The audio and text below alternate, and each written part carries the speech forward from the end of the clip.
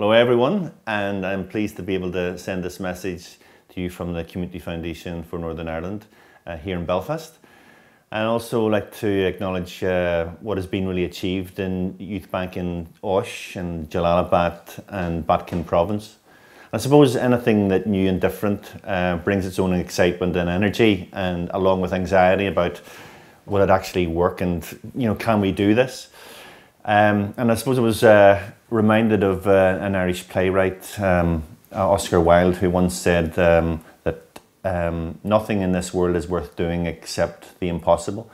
And I suppose I felt that that's a good starting point to look at how challenging YouthBank would be to get set up and look at creative ways to involve young people to make decisions of influence and consequence in their own community.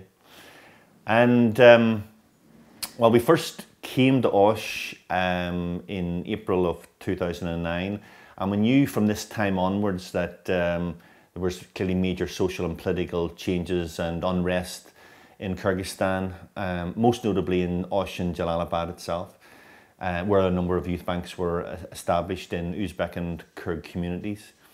So the development of YouthBank really coincided with these significant moments in your political history, and I would argue now that even more so that YouthBanks are needed in these communities to act as compass points and places where common ground and mutual respect can take place. I think that's really important.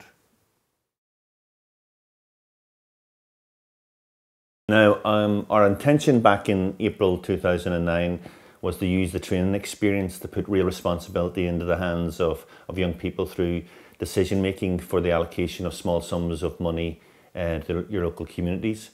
And to us, that was what makes YouthBank different and distinctive than any other funder that's available. And we know it works, but not on its own. And clearly what's really important is it has to be well planned, it has to be carefully designed and imaginatively and courageously supported, and especially by explaining the positive benefits that can come from setting up youth banks. Now, the new opportunities that we believe were created through the involvement of YouthBank was about creating a leadership team in each of the local areas itself.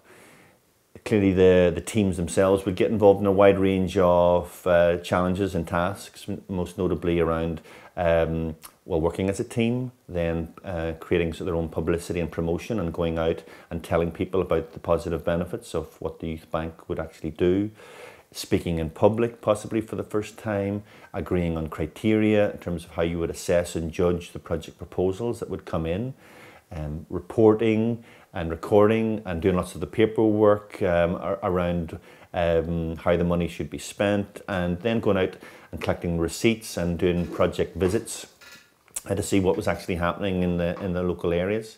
So each of the team members, and it was important, were selected by the Eurasia Foundation because they believed that each one of you had a leadership potential and a commitment to stay with the team itself and to create and make a difference in the community itself.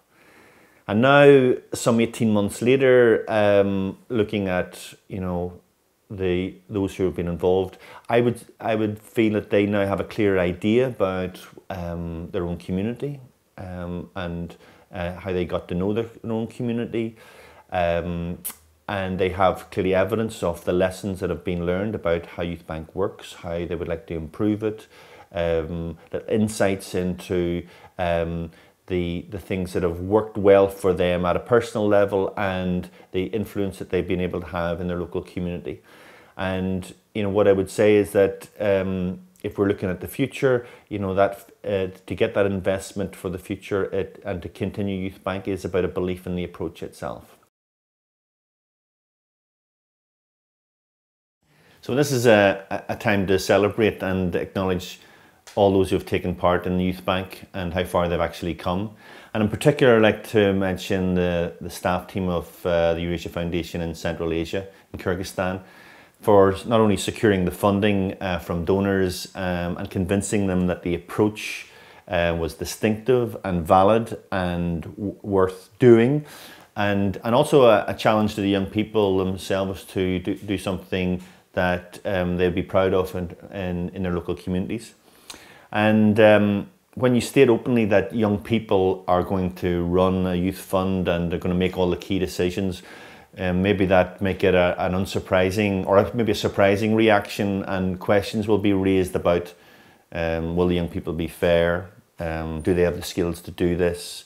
They don't have any experience, you know, so how could they do this? And it's not been done before, and these to me are all idea killers.